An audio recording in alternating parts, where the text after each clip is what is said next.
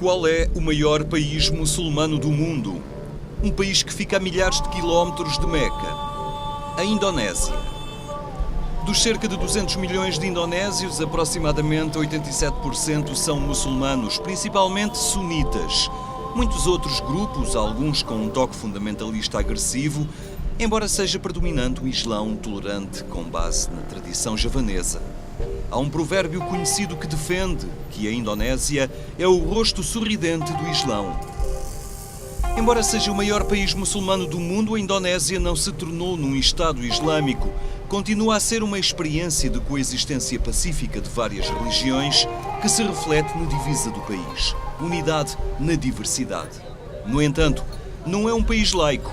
A fé em Deus, que se reflete nas 6 religiões oficiais do país, budismo, hinduísmo, confucionismo, catolicismo, protestantismo e islamismo, reflete-se na Constituição da nação. Cristãos de várias denominações constituem 12% da população da Indonésia. Cerca de 3%, 7 milhões de indonésios, admitem ser católicos. As circunstâncias dos cristãos, contudo, variam consideravelmente de região para região, dependendo em qual das 17 mil ilhas habitam. Neste documentário, iremos visitar 2 ilhas. O fenómeno da exclusivamente católica Ilha das Flores, com seminários repletos, e Java, com a frequentemente difícil relação entre cristãos e muçulmanos, que simultaneamente proporciona a esperança de um diálogo aberto que possa conduzir a uma coexistência pacífica entre as comunidades.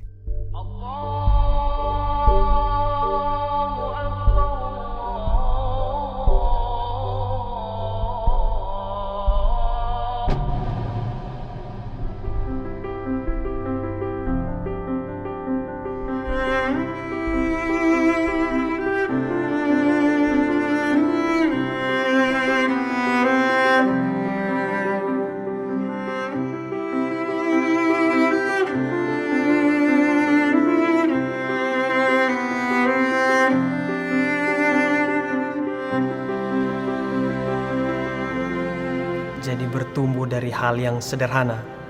Sebagai contoh, ketika saya masih kecil, saya sering melihat imam tampil, kemudian membawakan perayaan Ekaristi, itu menimbulkan ketertarikan. Motivasi untuk menjadi imam, perlahan-lahan saya mau melayani sesama, tetapi bukan melayani sesama dalam pengertian kosong, tetapi untuk menyampaikan Tuhan kepada sesama, sehingga sesama yang mungkin seperti di zaman dunia ini, ketika mungkin orang tidak percaya kepada Tuhan, mereka merasa Tuhan sudah mati atau Tuhan tidak ada, saya bisa membawa bahwa Tuhan sebenarnya masih ada dan Tuhan masih menyayangi mereka.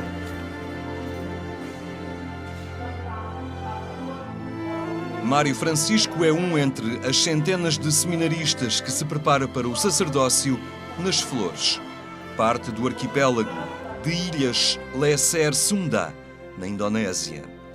De uma série de vulcões que assentam no Anel de Fogo Pacífico. Com uma população de quase 2 milhões de habitantes, a Ilha das Flores é a única ilha católica da Indonésia. O que torna a Ilha das Flores tão única?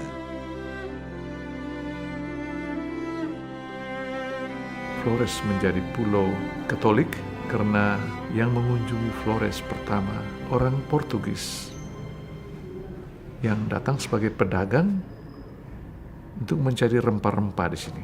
Lebih dulu daripada Muslim ataupun Protestan. Itu sudah pada abad ke-14 sudah. Tentang iman mereka. Mereka mengajarkan membuat tanda salib, membuat menerjemahkan katekismus mereka dalam bahasa daerah sehingga orang mudah sekali menangkap.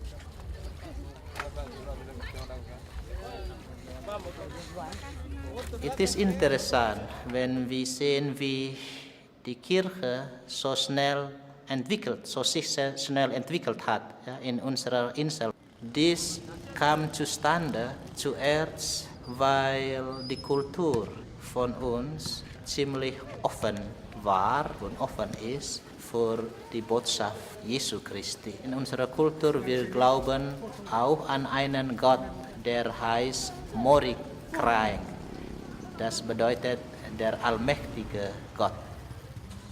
Und zweitens, ich denke mir, dies kam zustande wegen der Klugheit von den Missionaren. Schon von Anfang an, vor allem im 19. Jahrhundert, haben die Missionaren, die SVDs, haben sie begonnen mit dem Knabenseminar, mit dem Priesterseminar, um die einheimischen Leute auszubilden. Und drittens, schon von Anfang an haben die Missionare begonnen nicht zuerst mit Missionierungsarbeit, sondern mit karitativer Arbeit, mit Erziehung, mit den Schulen und mit Krankenhaus. Die Leute auf Flores dachten, die sind gute Menschen, die sind gute Leute. Warum? Ja, vielleicht wegen ihrem Glauben. Und so wollen wir auch glauben wie die. Ja.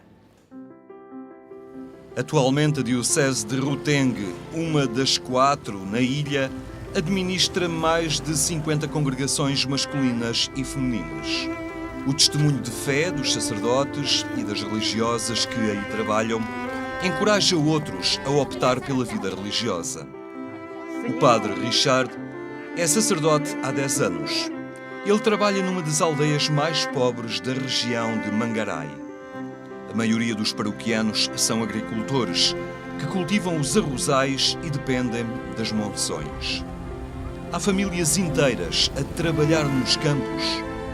Nem todas as crianças frequentam a escola, o que convenceu o padre Richard a responder ao chamamento. Saya merasa Tuhan memanggil saya ketika saya masih SD, kecil. Waktu itu pastor yang menjadi pastor paroki saya adalah Pastor Van Hoof Joseph. Dia dari Holland, dari Belanda. Dia sangat dekat dengan anak-anak. Saya merasa bahwa dengan menjadi pastor, saya bisa bekerja untuk banyak orang. Tetapi tidak hanya bekerja, tetapi saya bisa coba berusaha untuk menghadirkan cinta Yesus yang saya alami dalam kehidupan saya kepada orang-orang lain. Berkeluarga. Oke.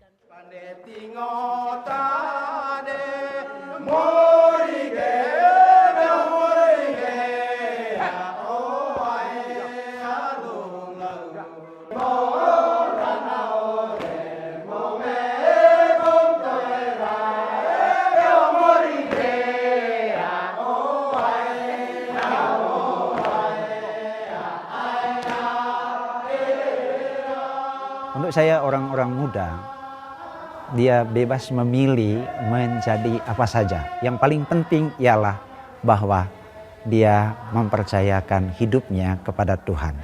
Syukur kepada Tuhan kalau sampai dengan sekarang masih banyak orang yang ingin untuk jadi pastor atau jadi suster.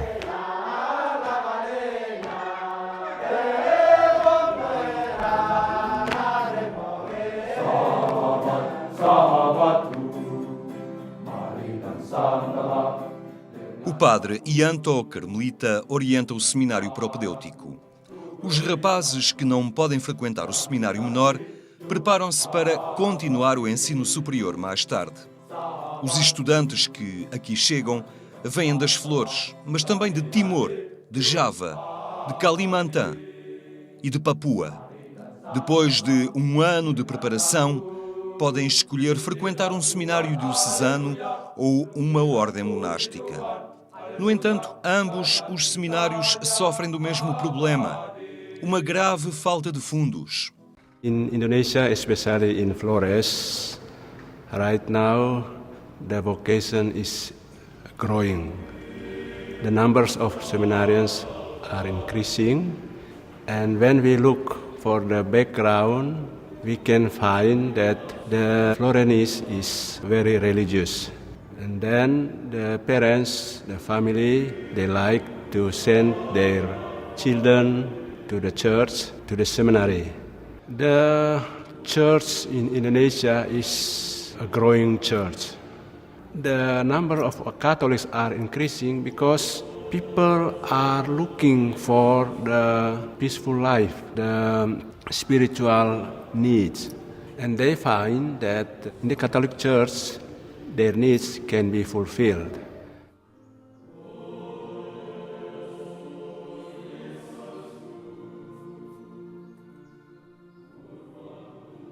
Kirche in Indonesien Hilfe braucht von den Universalkirche.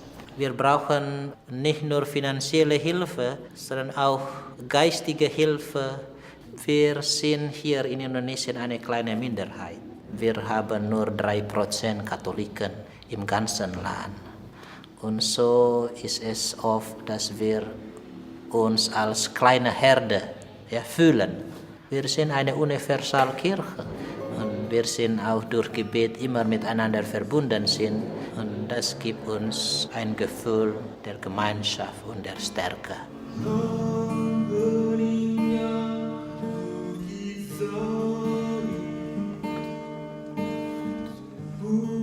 O convite a seguir o caminho de uma vocação nas flores está, obviamente, a cair em terra fértil. Que ideia é que o irmão Mário Francisco tem do sacerdote ideal, enquanto se prepara para o sacerdócio? Seorang imam yang baik, kalau menurut saya, yang pertama seorang imam yang memiliki relasi yang akrab dengan Tuhan. Tetapi seorang imam juga, apa yang ada dalam hidup doa diwujud nyatakan dalam hidup harian, melayani sesama, khususnya mereka yang miskin, kecil dan terpinggirkan. Diri kalau mengikuti Yesus, Yesus mengatakan, ya kamu harus melayani orang. Yesus bukan memanggil orang hanya sekedar untuk berdoa, tetapi untuk melayani, kemudian ikut terlibat, turut merasakan penderitaan orang. Jadi itu menurut saya seorang imam yang baik. I love him, I love him, I love him, and where he goes I follow, I follow, I follow. You always be my true love, my true love, my true love, for now until forever, forever, forever. Keep me away, away from his love. I love him.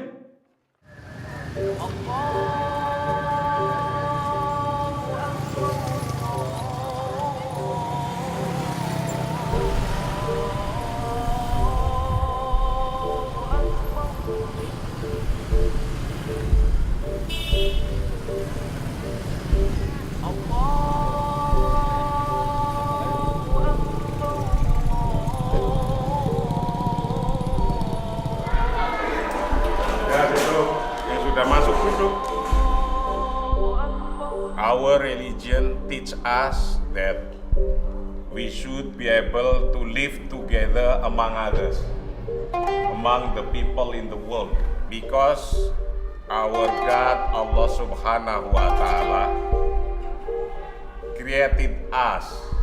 Ya ayyuhan nas. Okay. Ya ayyuhan nas. Inna khalaqnakum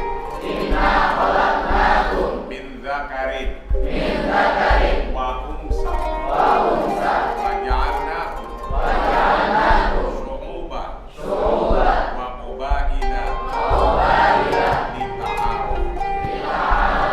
What is the purpose? The purpose is lita'aruf. Lita'arufu, it means to know each other, understand each other. Also, we have to respect each other among the people with the differences. Although they are Muslim or not Muslim, they are Catholic, they Hindus, they Buddhist, they Protestant, they still the creation of our God. Keadaan gereja Katolik di Indonesia baik. Tidak bisa dibandingkan dengan negara-negara yang setiap hari dilaporkan perang, bom, dan sebagainya. Di sini tidak. Kami boleh beribadah pada umumnya, hanya di tempat-tempat tertentu memang ada kesulitan. Di seluruh provinsi Aceh hanya ada satu gereja Katolik, beberapa stasi, dan itu pun tidak pernah nyaman untuk beribadah. Jadi memang di tempat-tempat tertentu, ketika penduduknya mayoritas Islam yang keras, gereja Katolik tidak bisa berkembang. dalam jumlah. Tetapi di dalam keteguhan iman, saya yakin mereka tetap teguh sebagai murid-murid Kristus. Sementara misalnya di Jogja, bagian dari Pulau Jawa, kebebasan beragama itu sudah diproklamasikan oleh Sultan yang ada di sana pada tahun 1914. Kebudayaannya sangat terbuka, sangat toleran, sehingga Gereja Katolik di Jogja, di Keuskupan Agung Semarang pada umumnya, menjadi sangat subur. Subur dalam arti banyak hal.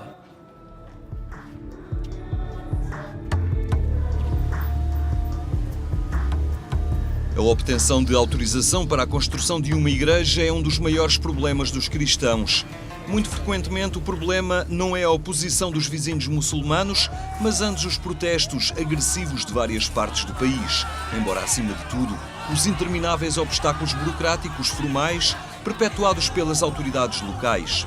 No caso de Java Ocidental, o processo de um pedido pode demorar em média 10 a 15 anos. A paróquia de Kapung Sawah recebeu todas as autorizações necessárias para dar início à construção da igreja de São Stanislau Kotska, incluindo o consentimento dos vizinhos muçulmanos.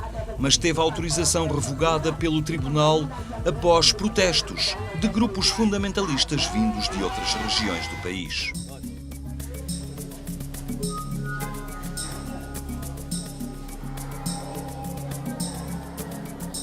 Orang-orang Muslim yang moderat, pada umumnya mereka tidak mempunyai keberatan apapun untuk mendirikan gereja.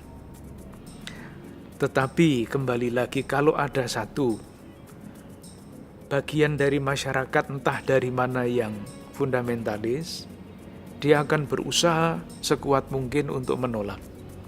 Jadi negara ini ideologinya Pancasila, kebebasan beragama, tetapi ada sebagian penduduk negeri ini yang sebetulnya tidak menerima Pancasila.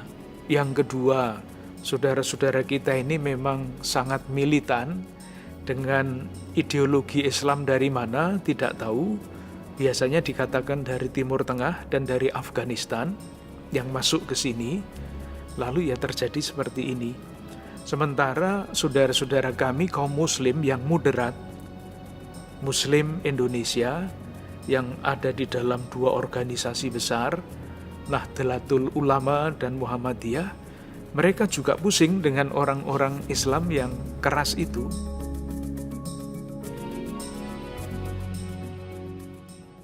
Because Indonesia is open country for all, they can join and come to Indonesia. And then they build a mosque here and now also they build the school and they teach them as they want like this. And also their follower increase. We cannot stop them. We just educate the people. If you join them, you will become as they are. If you join us, you will become like us. We can live together among others. A convicção de que é possível viver juntos e respeitar as diferenças uns dos outros é partilhada pelos cristãos, pela maioria dos muçulmanos indonésios e pelas restantes minorias religiosas. Contudo, esta convicção exige coragem por parte da maioria muçulmana, bem como uma abordagem inteligente por parte dos grupos fundamentalistas que se opõem determinados a ganhar cada vez mais apoio entre os indonésios. Dialog menjadi penting karena sebetulnya konflik-konflik yang terjadi itu konflik politik, bukan konflik agama. Nah, kita mencoba mencari substansi-substansi agama, mengajarkan perdamaian, kasih sayang, keselamatan, penghargaan kepada sesama. Karena ketika kita mengagungkan Tuhan, kita juga harus memuliakan ciptaan Tuhan. Model keislaman seperti ini bisa didesiminasikan, bisa disebarkan ke segenap orang Islam.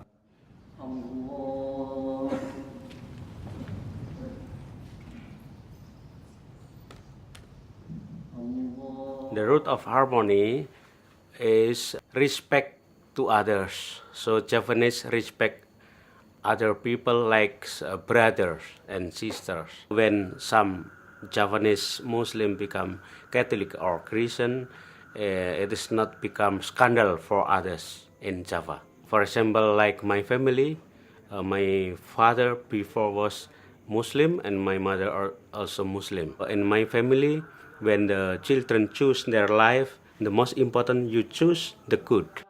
We live together, Catholic and Muslim, in our big family. My small family, my parents and my brothers all became Catholic, but in the big family remain Muslims, and there is no problem.